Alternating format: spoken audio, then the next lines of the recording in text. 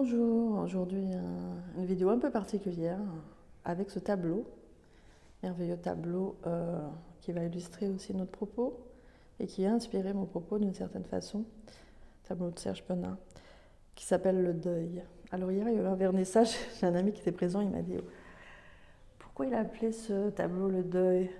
Genre, c'est vraiment pas vendeur quoi, personne va vouloir l'acheter. Et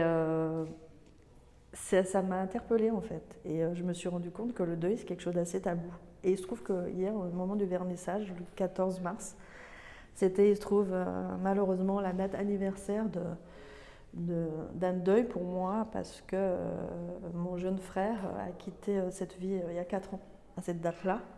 Et fatalement, je ne pouvais pas ne pas y penser, en fait. En même temps, je ne suis pas quelqu'un qui va, comment dire, nourrir quelque chose de dramatique en fait. Et c'est comme un non-événement, une date c'est une date, enfin voilà, est-ce que c'est important ou pas? J'ai pas besoin en fait de cette date-là pour connecter en fait, enfin pour rester en connexion d'une certaine façon, d'une autre façon avec mon frère, mais c'est un petit peu pas un autre sujet. Et donc pour en venir au deuil, je me suis rendu compte que c'est extrêmement tabou.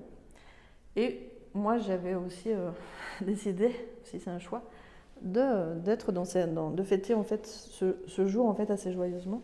Et il se trouve que j'étais dans un contexte vraiment tout à fait très enrichissant, avec vraiment de très très belles personnes et plein de possibilités justement un peu de prendre, c'est pas la prendre la distance ou fuir, pas du tout, hein, mais enfin de pas être dans une énergie, voilà, c'était pas mon choix en tout cas cette année, de recueillement particulièrement par rapport à cette date et cet événement, qui est bien sûr tragique et douloureux évidemment et qu'il m'a fallu traverser.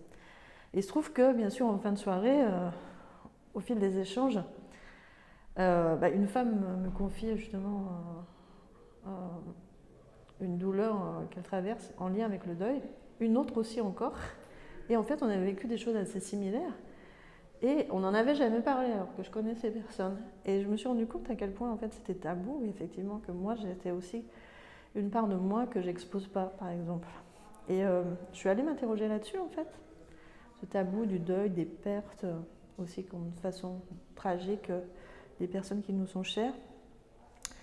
Alors, ce que je peux dire en fait, déjà, comment ça se passe ce deuil, tu connais bien sûr, il y a une courbe du deuil par laquelle on est censé passer.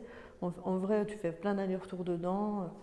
Une femme là qui avait perdu son compagnon, il y a vraiment un certain nombre d'années, elle disait que c'était éternel pour elle le deuil aussi. C'est aussi la façon dont on veuille le vivre, quoi. Et elle avait une grande part de déni pendant des années, en fait. Et j'ai pu observer ça aussi. J'ai perdu mon père aussi il y a quelques années. Et sa compagne aussi était dans le déni pendant un certain temps. J'ai vu comment c'était vraiment compliqué d'accepter. Et donc ça parle aussi de notre lien à la vie et à la mort, bien sûr. Hein. Comment en Occident, en tout cas, il y a quelque chose qui est non seulement tabou, mais quelque chose de la non-acceptation, en fait, qui ne va pas faciliter les deuils. Et je voulais juste aussi témoigner comment j'avais vécu ça. Déjà, vraiment un choc très traumatique, aussi la façon dont je l'avais appris, etc. Qui a impacté grand champ fortement plein d'espace dans ma vie, en fait. Et bien sûr que le premier mouvement, c'est un mouvement de repli, en fait. Et un peu de coupure de la vie, justement. Et je trouve que c'est là où il faut être vigilant. Et comment, en fait, moi, j'ai repris tout de suite, enfin, évidemment, goût à la vie et je me suis réengagée à la vie d'une certaine façon. Et j'ai pris finalement comme peut-être un tremplin, oui, pour finalement, en fait, rebondir d'une façon différente dans ma vie, évidemment. C'était un enseignement puissant. Et sûr que ça réoriente ma vie d'une façon tout autre que ça n'aurait été sinon, évidemment. Donc ça, on peut dire, le cadeau, si on peut parler de cadeau, en tout cas, la résilience et l'enseignement, il est là. C'est qu'est-ce que je fais de ce qui m'arrive au-delà de cette situation précise. Est-ce que ça m'enseigne quelque chose de la sagesse? Qu'est-ce que je peux, en fait, comment je peux grandir avec ça? Comment je peux me sentir encore plus puissante? Et cette femme avec qui je partageais ça, elle m'a dit, elle m'a envoyé que que j'étais très forte, etc. Et que ça se voyait. Alors peut-être que oui, effectivement, ça c'est marqué en moi, c'est aussi marqué dans ma chair. Et c'est peut-être aussi quelque chose qui a, dans un premier temps, m'a mis en extrême vulnérabilité, et dans un deuxième temps, m'a amené de la force. Alors, je ne sais pas si tu traverses quelque chose de cet ordre-là en ce moment, ça peut peut-être t'inspirer ou non. En tout cas, voilà, c'était un petit partage sur le deuil, la façon dont on peut le traverser.